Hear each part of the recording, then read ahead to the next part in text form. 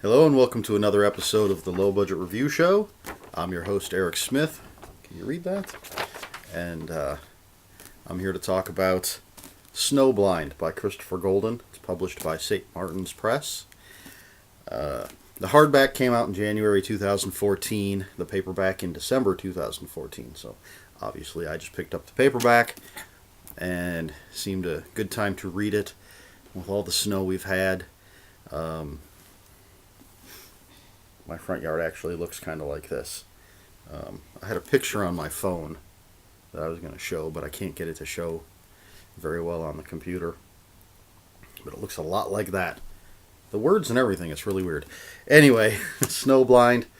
In this book, it takes place in Coventry, Massachusetts, I believe it is.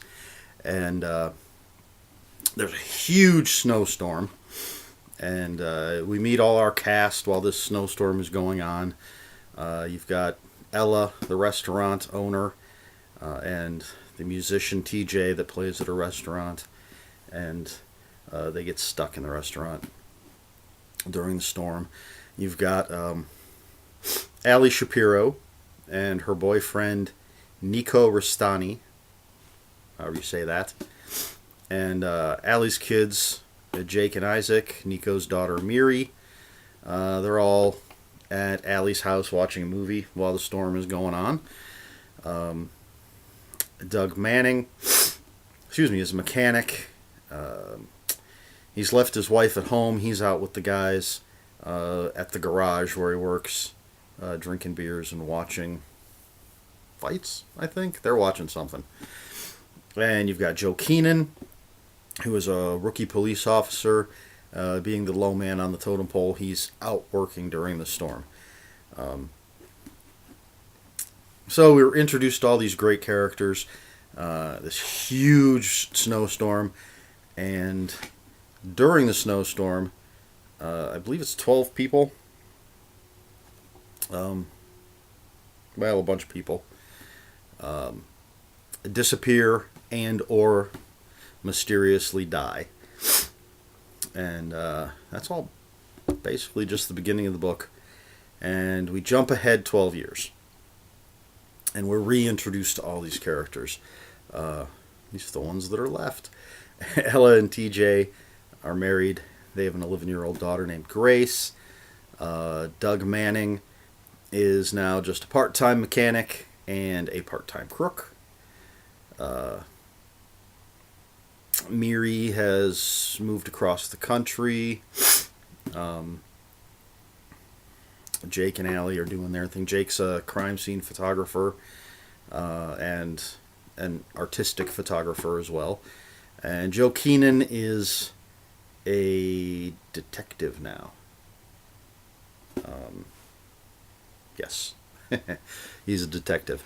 So it's 12 years since the events of the beginning of the book.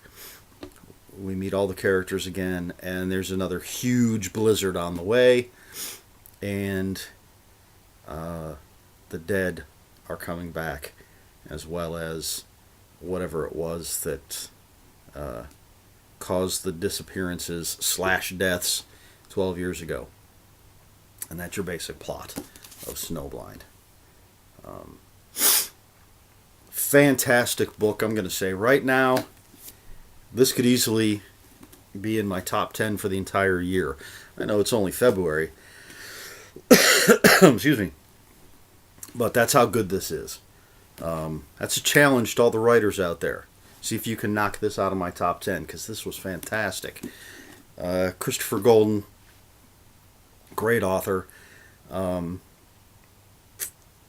I first started reading his work, I think I've talked about this on my Alien review, because he wrote an Alien novel. I believe what I first read was his Buffy stuff, and then Hellboy, and that steered me in the direction of his all original stuff, the Darkness Saga, his vampire books, which are fantastic. And I have not read everything he's done, so I can't comment on all of that. I believe I read somewhere this was sort of his return to straight horror. again, I haven't read everything, so I could be wrong. He does a lot of media tie-ins, does a lot of his own original stuff, does a lot of collaborating with people. He did a young adult series, Body Bags, I think it was called. I read a few of those. But this is just straight up horror, and it's fantastic. His characters are all great, and he writes them well. The dialogue is so realistic, I think, and the interactions of the characters. And since we have that 12-year span where we jump from the past to the present, I guess, a 12-year gap, it's nice to see how the characters have grown, and it seems pretty natural. Sometimes when you have that sort of thing, it feels forced, like the author had to jump through hoops to get the characters where he wanted them after a big gap. But in here, it just seems natural. Joe Keenan started out as a rookie, now he's a detective in 12 years. The events of that night, 12 years ago, still haunt him. Pretty much still haunt everybody. The entire town, even those who weren't so personally affected by what happened 12 years ago, the entire town is still jumpy whenever there's a big snowstorm. And this is going to be the biggest in 12 years. And everybody's kind of freaking out. And it brings back memories of what happened. And it doesn't help that the dead are coming back. But Doug Manning, I don't want to get into specifics as always because of spoilers. But after what happened to him 12 years ago, you can kind of see how he got where he is now. Again, the same with everybody. Ella and TJ ended up getting married and having a kid, and but their marriage, there's some stress in their marriage, which seems natural. Not every marriage is perfect. It's not a storybook marriage. The writing in here is just fantastic. To me, there are different types of horror. Obviously, there's different subgenres, but for me, you have your urban fantasy type horror, which to me is where it's one of two things. Either the supernatural is just a part of the world and everybody knows about it and generally accepts it. So that's along the lines of True Blood, where everybody at least knows vampires exist. I read the first couple of books in that series. I've never seen the show. So I don't remember if the world is aware of all the other things that are out there. But the world knows that vampires exist. So you have books like that. And then you have the other type of what I consider urban fantasy, is where at least the main characters know that the supernatural exists. Buffy falls into this class where the world in general doesn't know, but our main characters know. And as a subset of that, you have where the main characters are supernatural. Which again, Buffy kind of falls into that. Buffy had superpowers. Friend Willow's a witch. Oz is a werewolf. You got the vampires as main characters. Kelly Armstrong books fall into that category. Her stuff's good too. So you've got that. Then you have, again, your basic subgenres. But this falls into the category that I think I may enjoy the most, where nobody knows that the supernatural exists, and it's a very specific supernatural. I don't know how to, if I'm being clear here. There's no we, the reader, don't know anything that the characters in the books don't know in the book. I think that's the way I should put it. It's as close to the real world as you're going to get, with that supernatural element thrown in.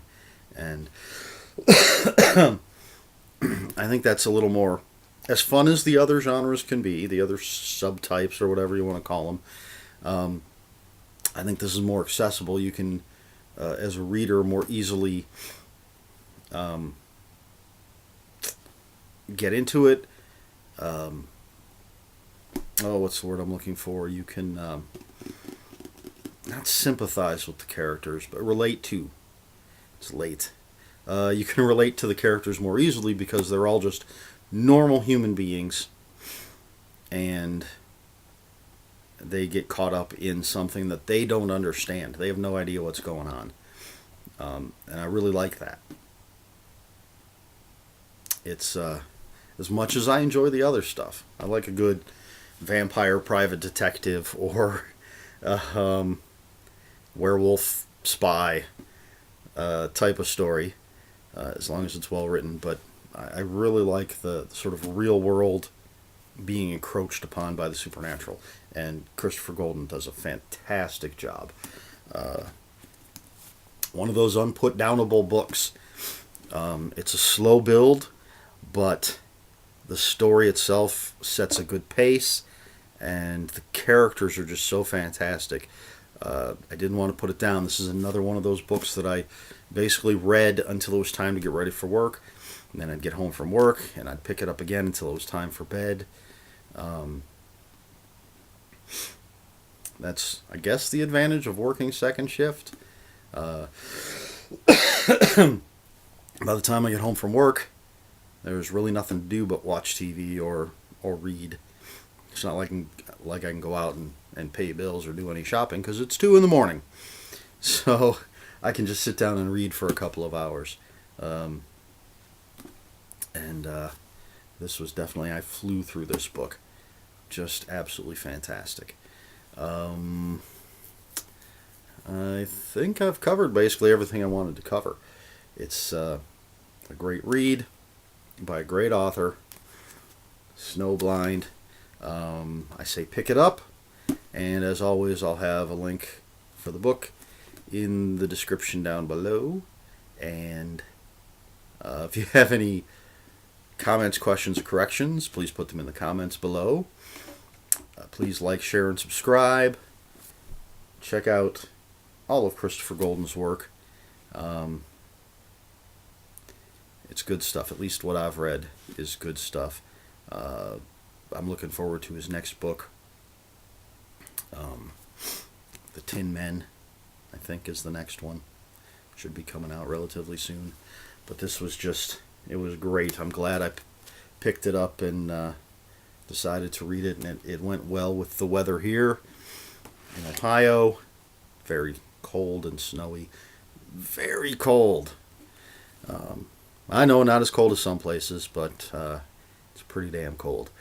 So, anyway, that's it. I'm repeating myself now. I guess that's all for this episode of the Low Budget Review Show.